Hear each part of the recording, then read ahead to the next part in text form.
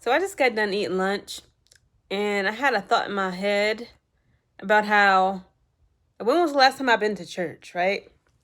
And I want to just do this little short before I actually do some schoolwork. I got an essay and a quiz that I need to do. But yeah, I can't remember the last time I've actually been to church.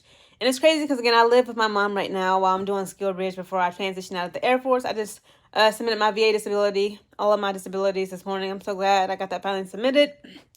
And I noticed like every Sunday my mom goes to church.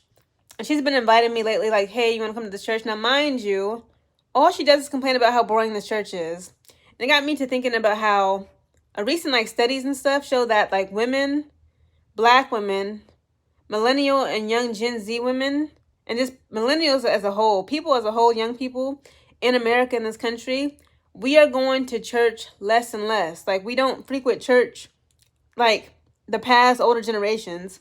And it had me thinking, like, it's just so much to say about this topic. I might make this into a series, but one, people just don't have time like that. Like, okay, of course, like Sunday, church can be from 1 hour, 2 hours, 3 hours, but it's like we always work in these jobs. We got a meal prep.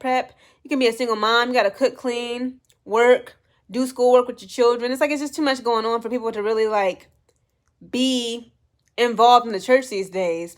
And then on top of that, let's not talk about all the dysfunction in the church, okay? Specifically the black church, okay? Because when I was coming up as a kid, since I was like 4 or 5 years old, I went to, black churches, but mainly one black church, Cornerstone Harvest Church in Lima, Ohio. If you know, you know.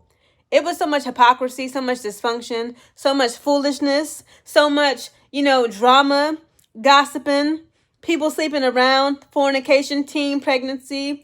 The pastor, again, I ain't trying to put his business out there, but if you went to Cornerstone Harvest Church in Lima, you remember it used to be a black pastor. He's no longer there.